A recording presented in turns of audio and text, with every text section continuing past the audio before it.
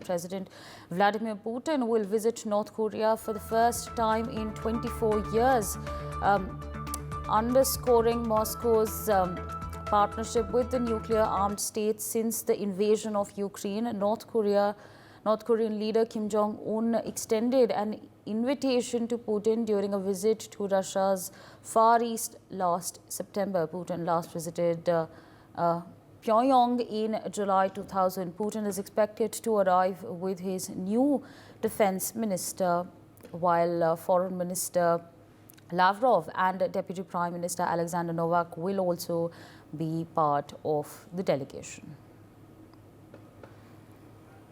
Of course, latest developments coming in at this point of time as far as this meeting is concerned. Of course, Putin is expected to visit North Korea. This is in fact happening for the first time in the last 24 years. Remember, viewers, he'd made a visit back in 2000, but again after 24 years his visit is expected. And in fact, to give us more on this, my colleague Brian is with us on the broadcast. Brian, if you could take our viewers through the details that are coming in as far as Putin's visit to North Korea is concerned.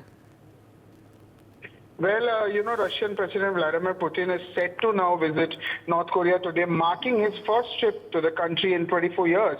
And talking about his visit, also Putin will be meeting North Korean leader Kim Jong-un in the capital, Pyongyang. And also this follows the last meet that happened in September at Vostoshoy Cosmodrome in Russia's Far East, which was Putin's first visit to Pyongyang since 2000. Now, yes, even the United States also has expressed concerns about the growing ties between both Russia and North Korea, with the Kremlin also describing the visit as a friendly state visit. Even Russia also reports that suggest that Putin and Kim may also sign a very important partnership agreement covering security issues, and also will deliver joint statements to the media as well. And even a parade in Kim Tu-sung Square is also anticipated, and even Putin is also expected to attend a concert and visit the Orthodox Church of the Life-Giving Trinity in Pyongyang, and which is the only Orthodox church in North Korea. And even Putin is also reportedly staying at the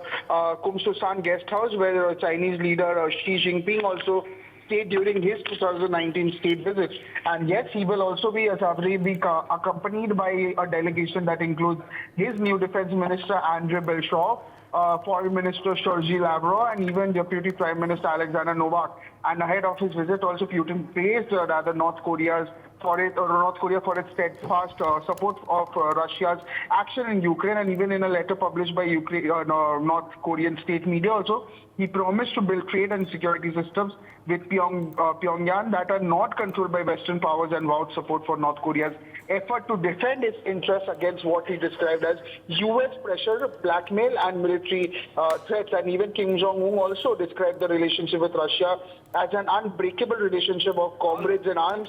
During their last meeting, also Putin hinted at the possibility of military cooperation with North Korea, while Kim wished Russia success in its conflict with Ukraine as well. And even following his visit to North Korea, so Putin is also expected to travel to Vietnam, which is another communist state also, and a long-time ally. And in Vietnam, discussions are also anticipated to focus on trade and other bilateral issues. All right. Thanks, Brian, for joining and sharing all those details with our viewers. Meanwhile, joining us at this point of time is Mr. Sanjeev Srivastav, international affairs expert. So thank you so much for joining in. How do you view this visit that is expected to take place? Of course, Vladimir Putin is expected to go to North Korea. How do you view it? Well, I think this visit clearly indicates that in times to come, North Korea and Russian cooperation in many critical sectors, which includes obviously a defense sector, will increase. And both the nations are obviously coming closer. And at this point of time, when there is a growing strategic uncertainty in the international community, and major powers are fighting to enhance their dominance over each other, arms race is growing, and there is a growing trust deficit between major powers. So obviously, at this kind of situation is being exploited by the North Korean dictator Kim Jong-un. Kim Jong-un had visited Russia in recent past, and now Russian president is going to North Korea. So this clearly shows that there is going to be a greater collaboration between the two sides. And obviously, both the countries, whether it is Russia or North Korea, they are against United States of America's hegemony, and they are challenging U.S. and Western countries' hegemony.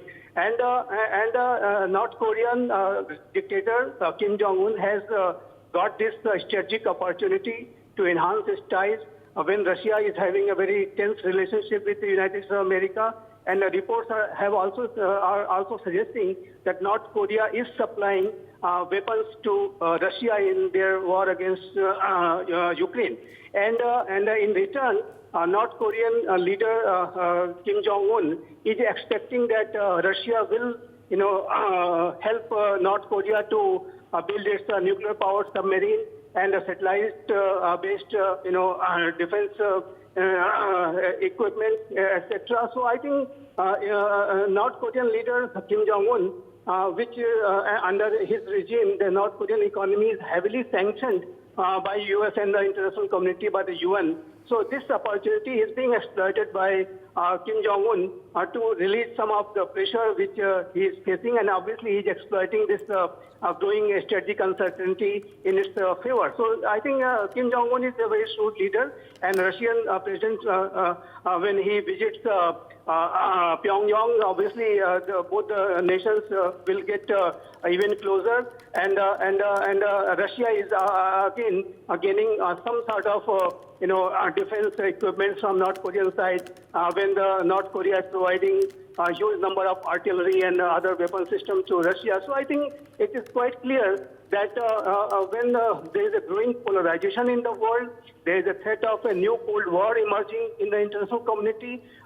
These two countries, North Korea and Russia, will come closer. And I think if it goes further, this polarization goes further, then obviously you will see on one side Russia, China, North Korea, Syria, Belarus, and Iran-like countries on the one side, and on the other side you will find United States of America and its close allies and a few partners. So I think this clearly indicates the growing, polarization in the international community, and which is obviously not a very good news for the international community, and it's a matter of concern rather for the international community. All right.